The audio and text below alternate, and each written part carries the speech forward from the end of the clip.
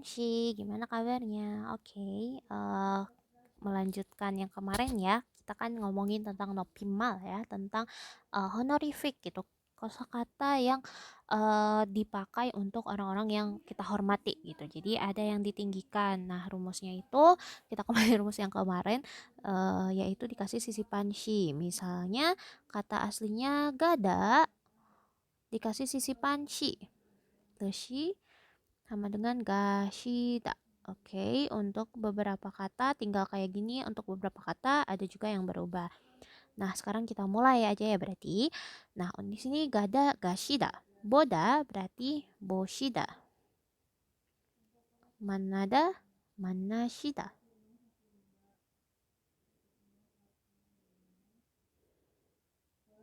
Mokta, mokta di sini mogushida mungkin ya pasti mikirnya, tapi mokta itu bukan mogushida untuk bentuk honorificnya, tapi jadinya deshida.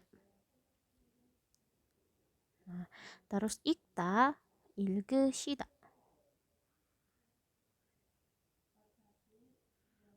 Terus joahada joahashida.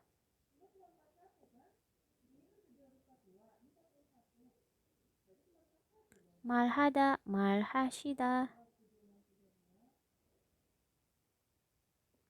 Nah, untuk jada mungkin akan ngomongnya jasida gitu ya. Tapi untuk jada tidur kita pakai jumushida.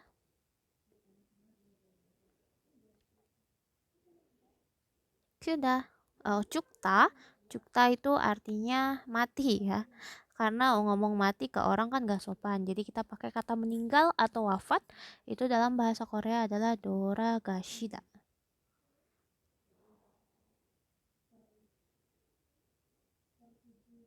Oke, kuda itu kita tinggal selipin kushida. Jakta tinggal selipin juga jagushida.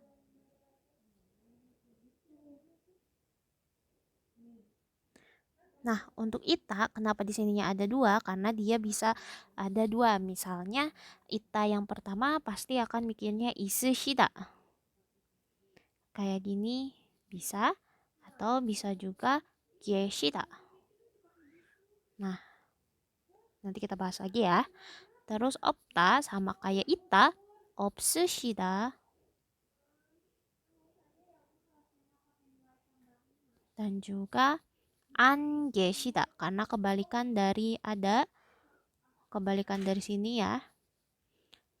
Nih, jadi yang satu geshida, yang satu angeshida gitu, tidak ada gitu artinya. Oke, salda, sashida. Kenapa sashida? Karena ada eliminasi L. L tambah S sama dengan L hilang.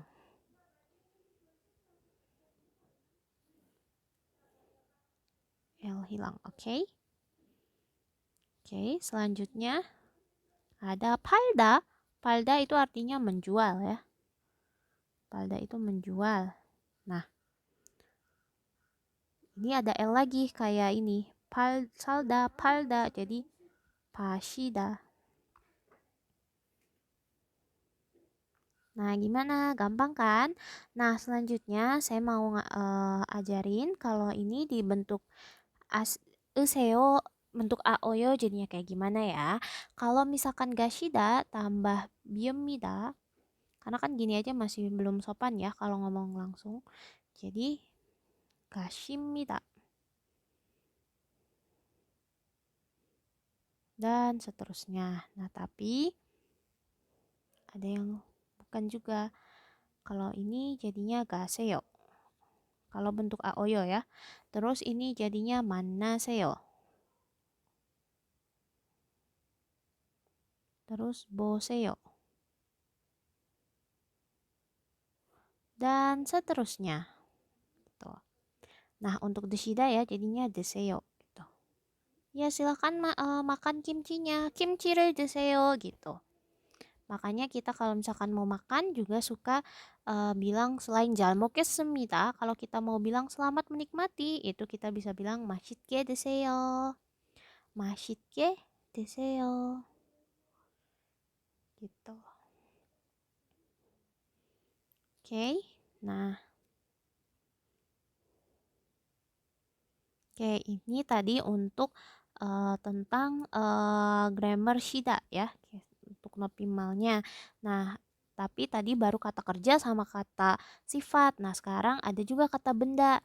Kata benda ini pun sama, bukan cuman kata kerja doang ya, kata kerja kata sifat doang yang ada nopimalnya, yang harus sopannya. Kalau kata benda pun harus sopan juga gitu. Kayak misalkan ini sengil, sengil itu ulang tahun. Nah, kalau misalkan untuk orang yang kita hormati bukan sengil, jadinya sengshin.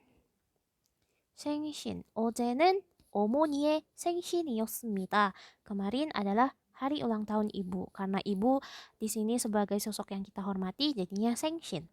오늘 우리는 선생님 블라블라블라에 갈 겁니다. 집 itu rumah kan, tapi bahasa sopannya ada 댁. 생신, 댁, 그리고 아버지는 bukan 는 tapi keso는 supaya lebih sopan ya. 보통 7시 30분 회사에 가십니다.